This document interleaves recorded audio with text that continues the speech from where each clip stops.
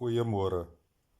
Weereens die groot genade van God, die wysheid van die Heilige Gees, lê vanoggend hierdie gedeelte op my hart. En die opskrif daarvan is eet en word versadig. Hartlik goeiemôre en baie welkom. Kom ons hoor wat die Gees aan ons openbaar vandag. En so dankbaar dat hy my gebruik om hierdie woord met jou te deel.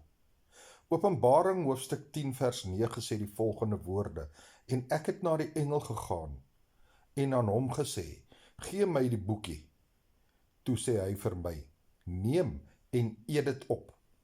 En dit sal jou maag bitter maak, maar in jou mond sal dit soet wees soos heuning.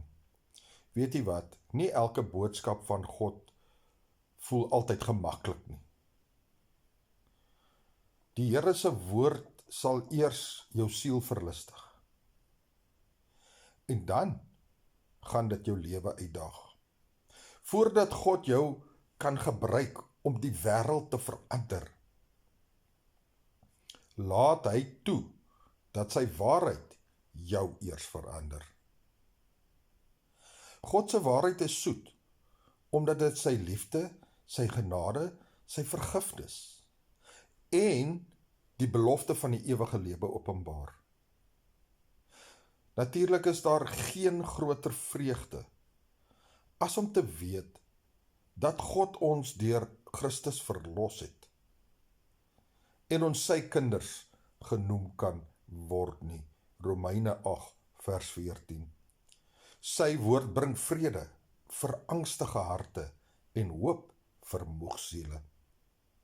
Maar God se woord is ook bitter, omdat sy heiligheid, sy tug en sy roeping om in jouself te sterf geopenbaar word. Daardie bitterheid in die maag is die deel waaroor ons nie altyd praat nie. Hoekom sê ons die woord is soet in die mond, Openbaring 10:9? Die heuning, die vreugde van openbaring. Vergifnis smaak soet. As ons sondes bely, hy is getrou en regverdig om ons sondes te vergewe. 1 Johannes 1 vers 9. Identiteit smaak ook soet. Kyk watter liefde die Vader aan ons bewys het. Dat ons kinders van God genoem word. 1 Johannes 3 vers 1. En belofte smaak soet. Ek sal jou nooit verlaat en jou nooit begewe nie. Hebreërs 13 vers 5. Ons hou van hierdie deel. Ons memoriseer dit. Ons spreek dit. Dis die evangelie op ons lippe. Maklik om te sluk. Moeilik genoeg om van te kry.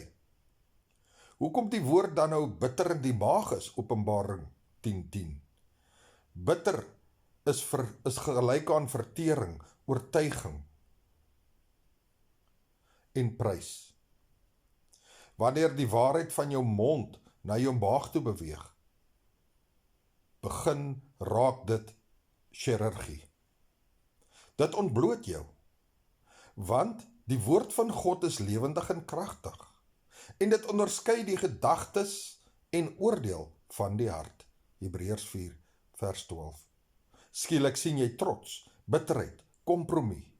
Dit brand. Dit tug jou. Die hele skrif is tot teregwysing, tot verbetering. 2 Timoteus 3 vers 16 skryf Paulus.